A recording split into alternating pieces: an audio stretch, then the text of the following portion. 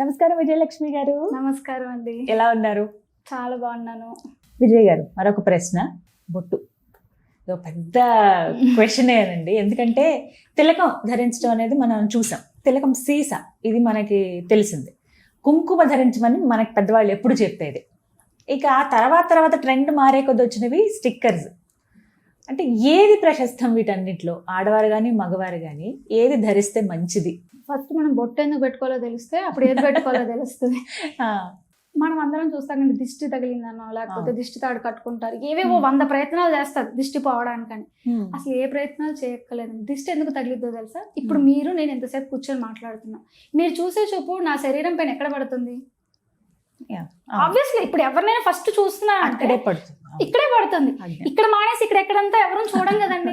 First చూపు నేను మాట్లాడుతున్నాను. ఇక్కడ చూసాక తర్వాత గమనించడం ఇట్స్ సెకండరీ.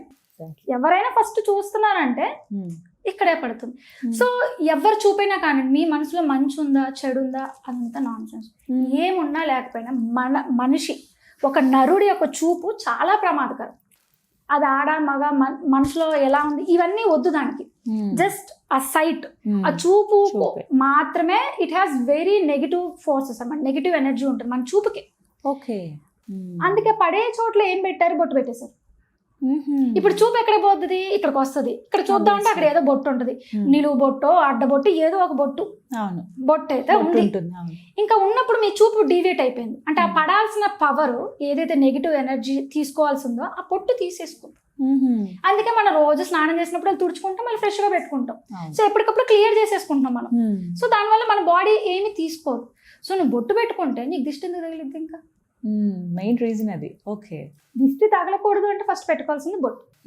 బొట్టు పెట్టేసుకుంటే దిష్టే తగలదు. కాళ్ళకి నల్లదారాలు, చేతికి నల్లదారాలు, ఆ తాయిట్లు నాన్ సెన్స్ అంటే అవన్నీ నిజంగా ఏమీ అక్కర్లేదు. చెయ్యాల్సిన ఒక పని చేస్తే మిగతా అన్ని బాగుంటాయి. కూర అంతా వండి ఉప్పు వేయకపోతే ఏం లాభం కదా?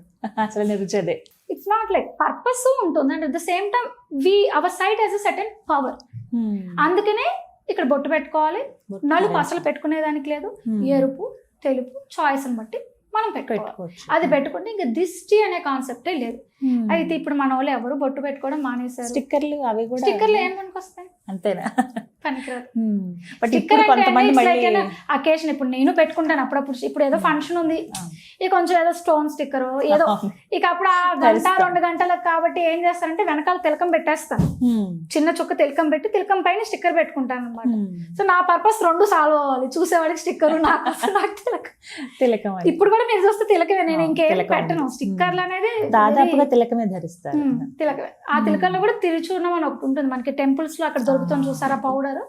ఆ పౌడర్ ని మిక్స్ చేసుకొని పెట్టుకుంటాను అనమాట. అందుకే డల్ ఉంటుంది, అంత బ్రైట్ ఉండదు. అది రాలిపోతుంది, చెమటకి స్వెట్కి అది రాలిపోతుంది, మళ్ళీ పెట్టుకుంటా ఉండాలి. యాక్చువల్లీ ఇప్పుడు మార్కెట్ లో తిలకాలు ఏంటంటే నువ్వు స్నానం చేసినా పోవు అనమాట. అది అలా ఉండకూడదు. న్యాచురాలిటీ ఉండాలండి. ఇప్పుడు మీరు పెద్ద స్వాములు చూడండి, ఇంత పెద్ద బొట్లు పెట్టుకుంటారు. సాయంత్రం వాళ్ళకి కూడా ఉండవు ఒంటిపోయిన బొట్లు. మళ్ళీ సాయంత్రం సంధ్య మళ్ళీ ధరించాలి. అంటే ఏంటి, నువ్వు పొద్దు నుంచి అది తీసుకున్నది అంతా ఇది పోతుంది. పోయినప్పుడు కదా నా దిష్టి పోతుంది. మీరు అలా కుదురుగా ఇలా పెట్టుకుంటే అదెందుకు తీసుకుంటుంది, అదెందుకు పోగొడుతుంది? పోవాలి కూడా, పోవాలి. న్యాచురాలిటీ అనేది ప్రధానం. Thank you so much Vijayalakshmi గారు. ఇంకా చాలా వీడియోస్ రావాలి మీ నుంచి. చాలా అవగాహన పెరగాలి. అది మీ బాధ్యతగా తీసుకుని ఇంకా వీడియోస్ అందిస్తారనే ఆయన బాధ్యత ఖచ్చితంగా. థ్యాంక్ యూ అండి. థ్యాంక్ యూ సో మచ్ అండి.